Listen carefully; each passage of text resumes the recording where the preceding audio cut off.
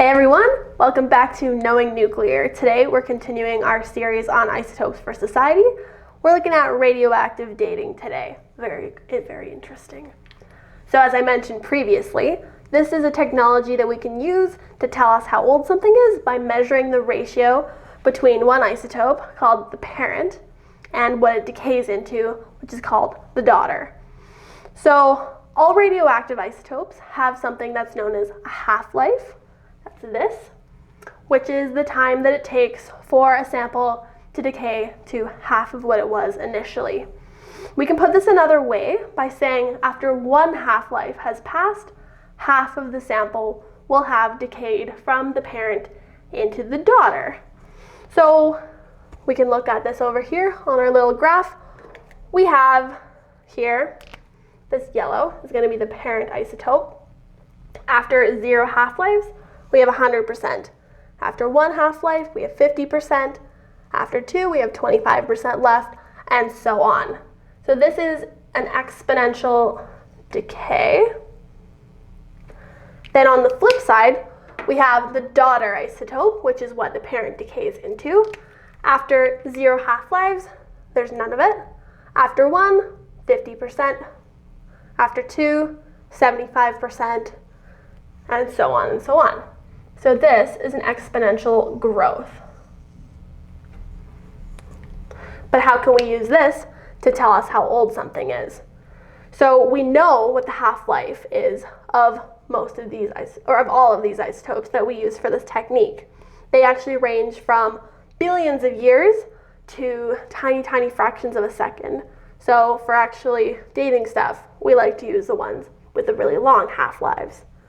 So we know how much isotope is left in a sample, and we can also make a reasonable estimate of how much there was initially by using standards that are set out, as well as comparing it to other closely related isotopes that might be in the sample, specifically stable ones, which are left unchanged over time. So based on all of these factors, we can do a little bit of some math to figure out how much time has passed since the sample was deposited, or since it crystallized, or whatever it may be. We have probably heard of carbon dating, which uses carbon-14 to tell us how old something is. But did you know that this only works for stuff that used to be alive, and that's only up to 70,000 years old? So stuff like wood, plants, bones, those can all be dated using carbon-14 dating. For other stuff that's a lot older, like fossils, we have to use some other isotope pairs to figure this out. So we have one example is potassium-argon dating. And this one, we can use it for anything between 1,000 years old and 1 billion years old. So big range there. Next, we have uranium-lead dating. This one can be used for 10,000 years to, again, 1 billion.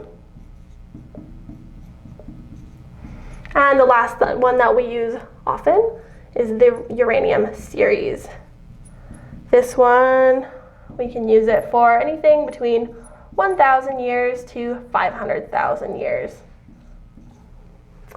So we can date rocks, we can date volcanic ash, and we can use all of this to get a clear understanding of how old stuff is. So by enabling us to look into the very, very ancient past, we're able to understand the world we live in, which is super exciting and super important. And this is why we love isotopes in society.